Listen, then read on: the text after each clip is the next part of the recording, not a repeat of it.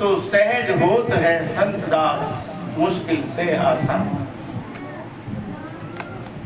महाराज के ज्ञान को कोई धारण कर ले, जो महाराज का भेद है, सांस उसास का भेद है, इसको धारण कर ले और अपने जीवन में उतार ले,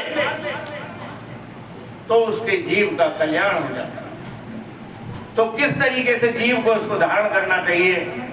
सबसे पहले महाराज कह रहे हैं कि पहली सीढ़ी है हमारी इसको धारण करने की, वो क्या है? नियम। तो नियम जगावे प्रेम को, प्रेम जगावे जीव, और जीव मिलावे सूरत में, तो सूरत मिलावे पीर। बोलो राम। महाराज कह रहे कि नियम जगावे प्रेम को और प्रेम जगावे जीव। सबसे पहले हमें उस धाम में पहुंचने के लिए जो हमने सतगुरु से ज्ञान लिया है, सांस उसास का जो भेद लिया है, उसको नियम पूर्वक हमें करना पड़ेगा।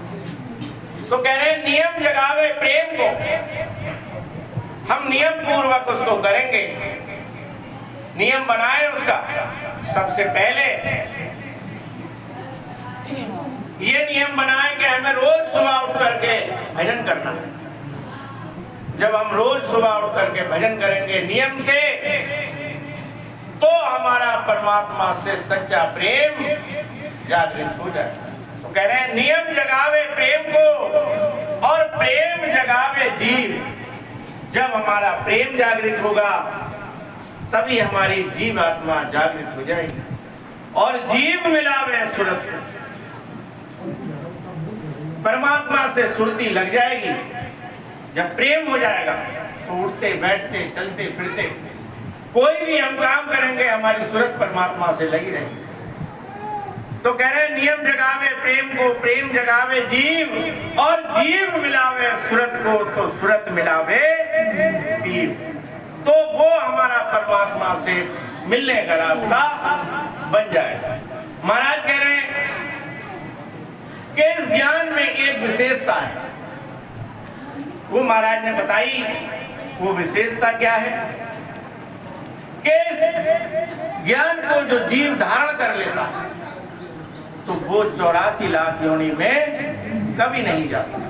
महाराज ने तांतिया को समझाया है कि ओ सुन सुन नर ज्ञान भेद हृदय सिर कर है, सब सिर गुण विद छाण शीर्ष सदगुरु पद धर है।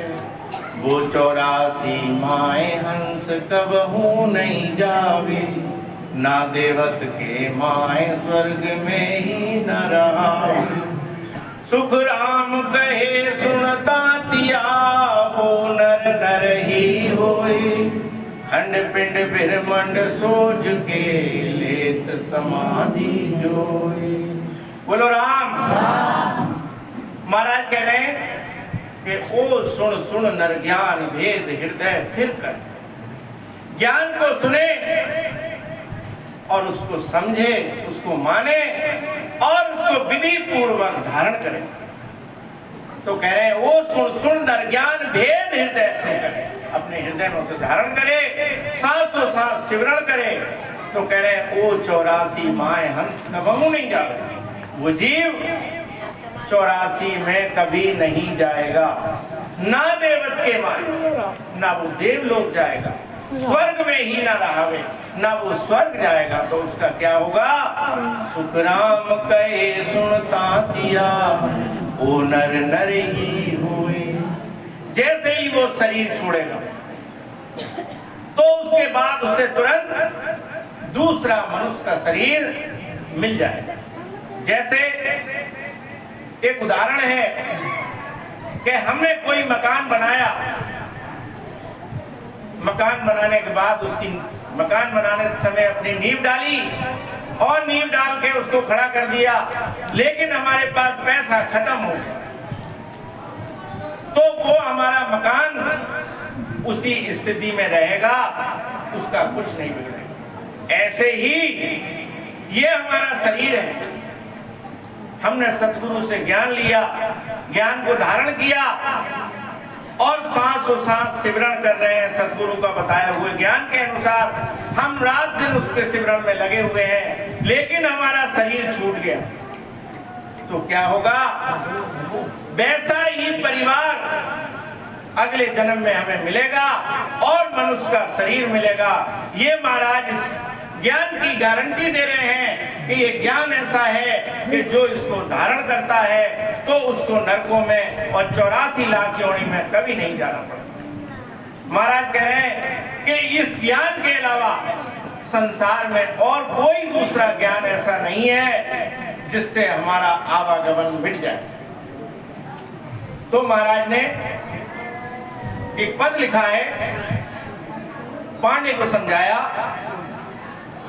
कि पांडे के शब्द सतली दे, पांडे के शब्द सतली बदले वेद वेद सब दिए, बदले वेद वेद सब दिए, पांडे का शब्द सतली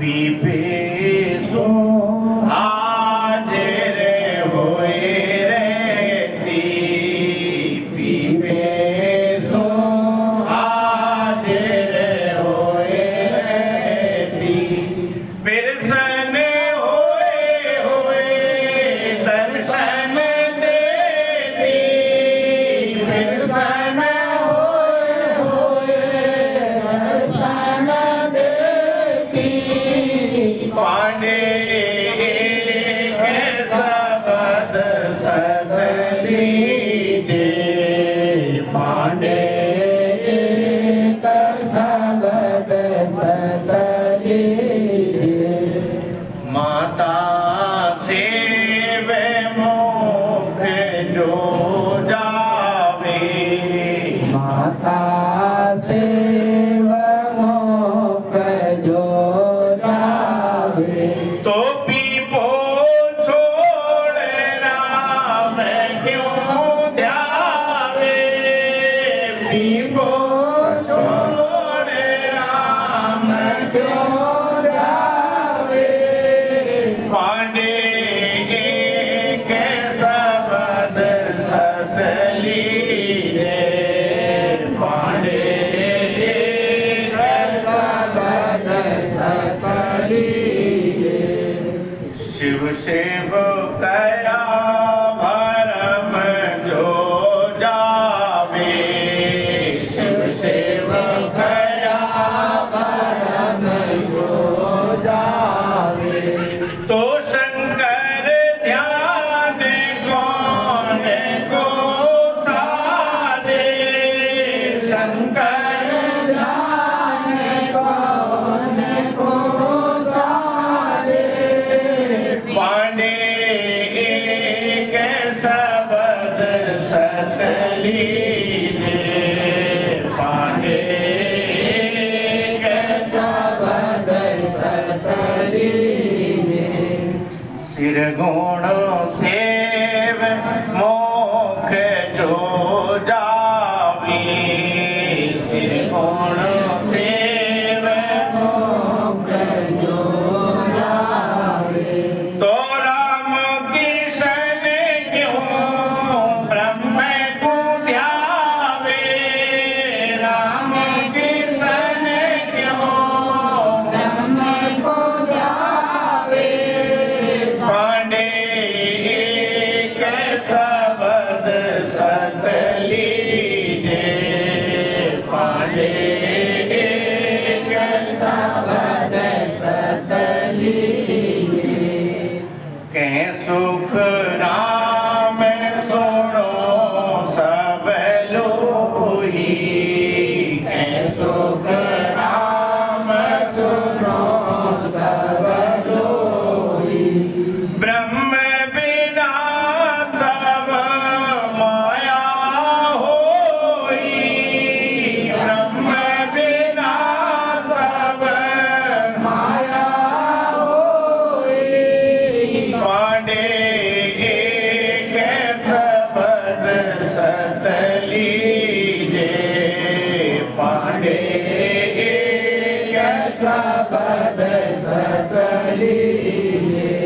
बोलो राम।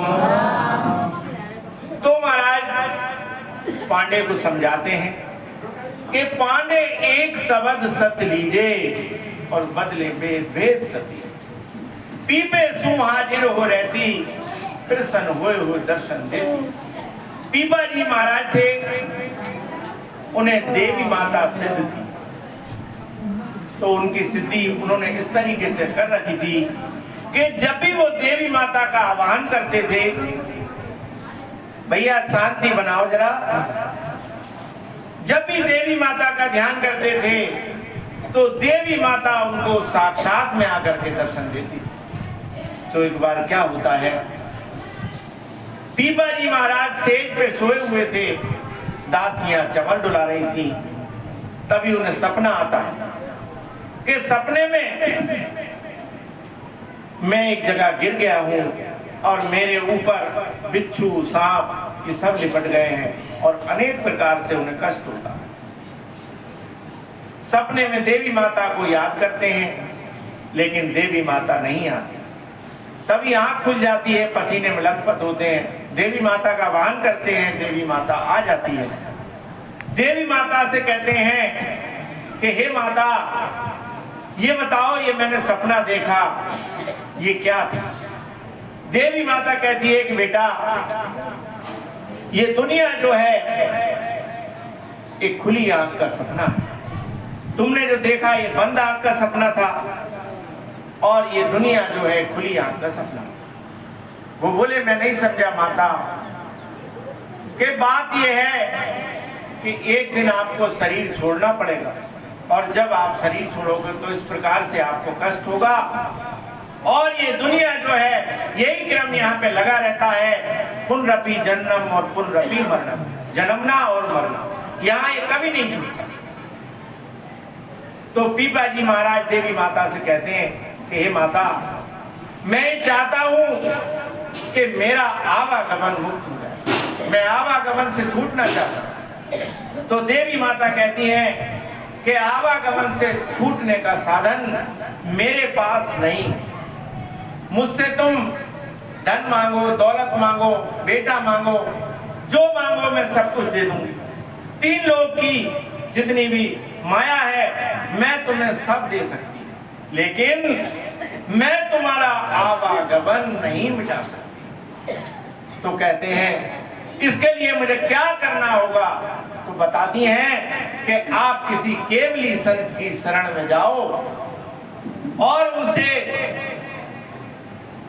भेद लेकर के सांसों सांस भजन करके तुम्हारे जीव का कल्याण हो सकता।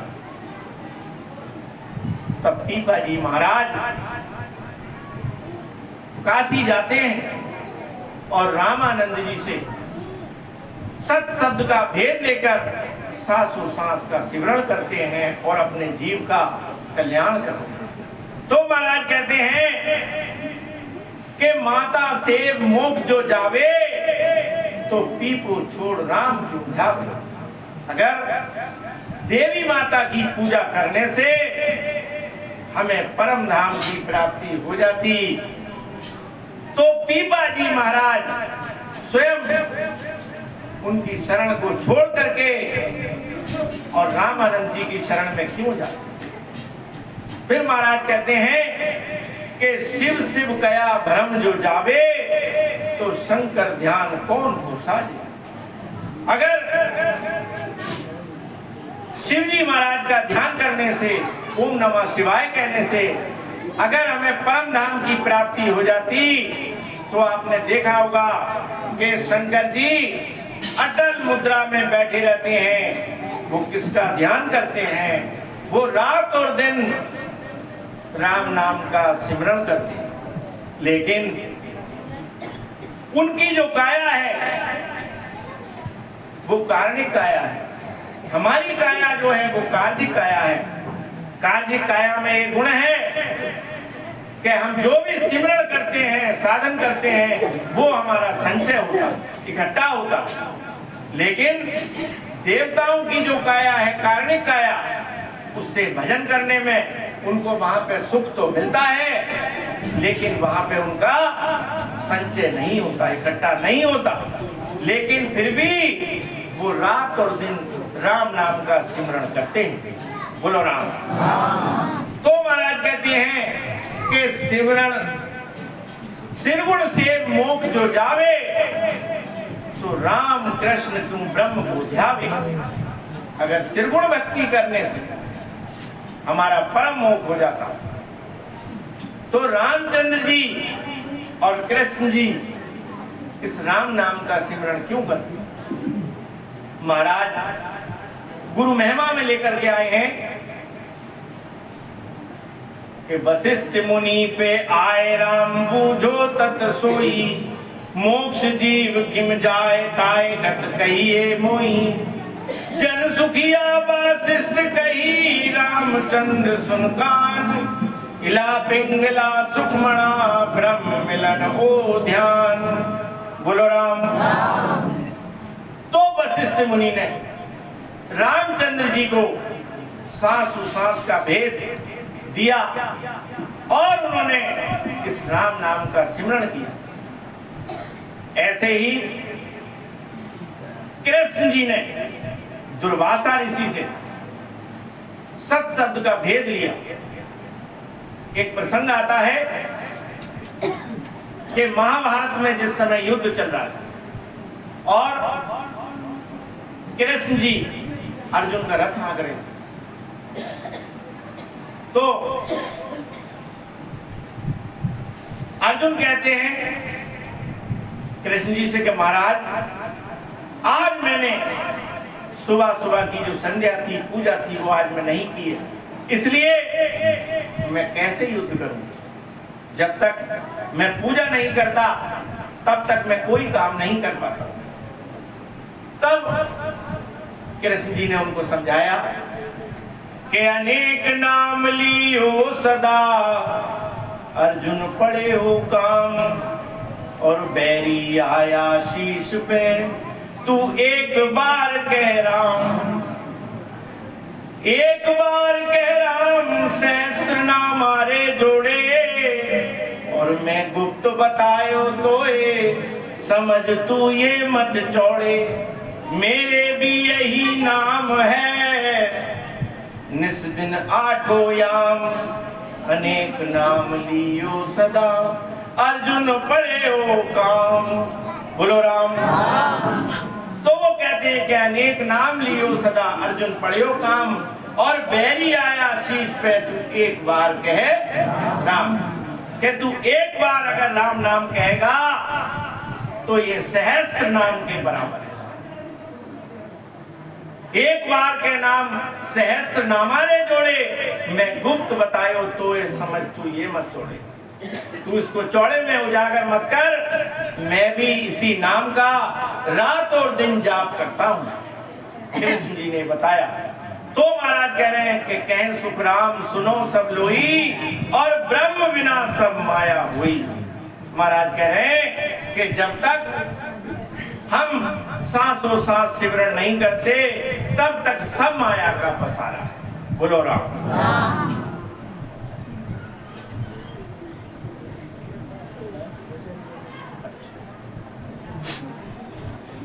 तो महाराज कह रहे कि हमें भजन करते समय हमारी करनी और कथनी में फर्क नहीं होना चाहिए। महाराज कह रहे हैं कि हमारी कथनी और करनी में अगर फर्क है तो हमारा काम चलने वाला नहीं है। इसके ऊपर महाराज ने एक पद लिखा है कि करनी कर रेणी रहे सोई जन साका, करनी कर रेणी रहे सोई जन साका, सेने जे फल पावसी मन